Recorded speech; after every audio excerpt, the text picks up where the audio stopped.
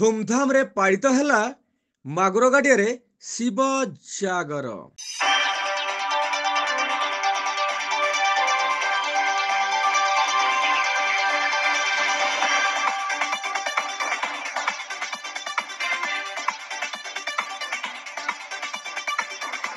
କେନ୍ଦୁଝରଗଡ଼ ପୌରପାଳିକା 16 ନମ୍ବର ୱାର୍ଡର ମାଗୁର ଗାଡ଼ିଆରେ ରହିଛି ଓଂ ଶ୍ରୀ ଶ୍ରୀ ସୁଦାମେଶ୍ୱର ଶିବ ମନ୍ଦିର। ଏହି ଶିବ ମନ୍ଦିର ଦୀର୍ଘ ବର୍ଷର ହୋଇଥିବା ବେଳେ ସତେ ଯେମିତି ସରକାରଙ୍କ ଦୃଷ୍ଟି ଆଢୁଆଳରେ ଲୁଚି ରହିଯାଇଛି। ସରକାରଙ୍କ ତରଫରୁ ମନ୍ଦିରର ଉନ୍ନତିକରଣର ଖୁବ୍ ଅଭାବ ରହିଥିବା ଯୋଗୁଁ ଦୟନୀୟ ଅବସ୍ଥାରେ ପ୍ରଭୁ ସୁଦାମେଶ୍ୱର ଏଠାରେ ପୂଜା ପାଉଛନ୍ତି। ମନ୍ଦିରର ନୀତି ନିୟମ ଅନୁସାରେ ପ୍ରତ୍ୟେକ ଦିନ ଏହି ମନ୍ଦିରରେ ପୂଜା କାର୍ଯ୍ୟ କରାଯାଇଥାଏ। ମଠ ମନ୍ଦିରକୁ ଉନ୍ନତିକରଣ ସହିତ ଆକର୍ଷଣୀୟ ପରିବେଶ କରିବା ପାଇଁ ସରକାର କୋଟି କୋଟି ଟଙ୍କା ଖର୍ଚ୍ଚ କରୁଥିବା ବେଳେ ସରକାରଙ୍କ ଦୃଷ୍ଟି ଆକର୍ଷଣ ହୋଇପାରୁନାହିଁ। 16 ନମ୍ବରର ମାଗୁର ଗାଡ଼ିଆରେ ଥିବା ଏହି ସୁଦାମେଶ୍ୱର ମନ୍ଦିର ଉପରେ ଏହି ମନ୍ଦିର ଉପରେ କେନ୍ଦୁଝର ସହରର ଅନେକ ପରିବାର ନିର୍ଭର କରୁଥିବା ବେଳେ ଭକ୍ତଙ୍କ ସୁରକ୍ଷା ପାଇଁ ଏଠାରେ ସେମିତି କିଛି ସୁବିଧା ନାହିଁ।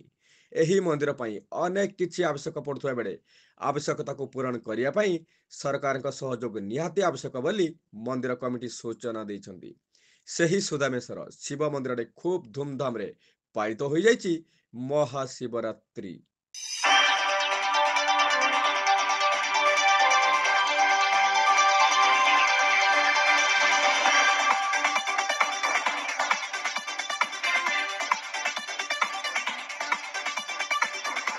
ଦୀର୍ଘ 45 ବର୍ଷ ଧରି ଏହି ସୁଦାମେଶ୍ୱର ମନ୍ଦିରରେ ଶିବ ଜାଗର ପାଳିତ ହୋଇ ଆସୁଛି।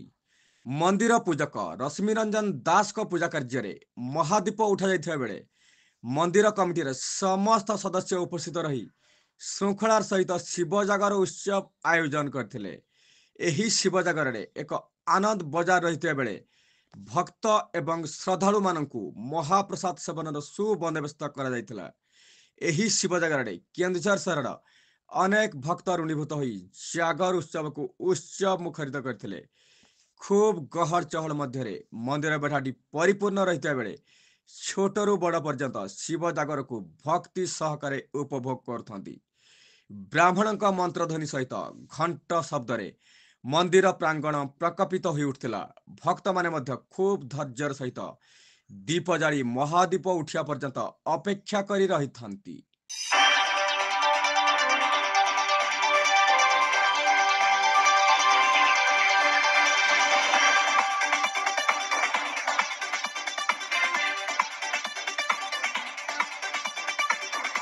ଭକ୍ତମାନଙ୍କୁ ସୁରକ୍ଷା ଦେବା ପାଇଁ ପୂର୍ବ ପ୍ରସ୍ତୁତି କରିଥିବା ମନ୍ଦିର କମିଟିର ପ୍ରତ୍ୟେକ ସଦସ୍ୟ ସଜାଗ ରହି ଖୁବ୍ ଶାନ୍ତିର ସହିତ ପରିଚାଳନା କରୁଥାନ୍ତି।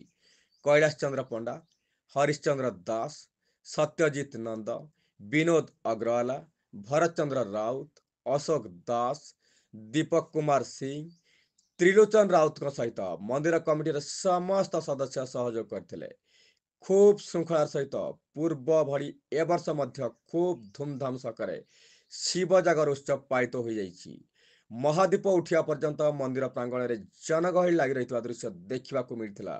ଭକ୍ତ ଓ ଶ୍ରଦ୍ଧାଳୁଙ୍କ ଶୃଙ୍ଖଳିତ ଆଚରଣରେ ଖୁବ୍ ଶୃଙ୍ଖଳିତ ପରିବେଶ ମଧ୍ୟରେ ଏହି ସୁଦାମେଶ୍ୱର ମନ୍ଦିରରେ ଶିବ ଜାଗର ପାଳିତ ହୋଇଯାଇଛି।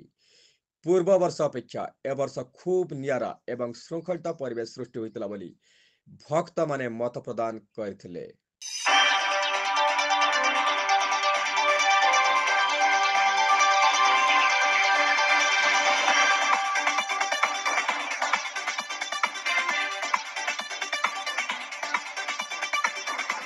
କେନ୍ଦୁଝରରୁ ଦେବାନନ୍ଦ ମହାନ୍ତଙ୍କ ସହିତ ବଳରାମ ସେଠୀଙ୍କ ରିପୋର୍ଟ, AB ନ୍ୟୁଜ୍।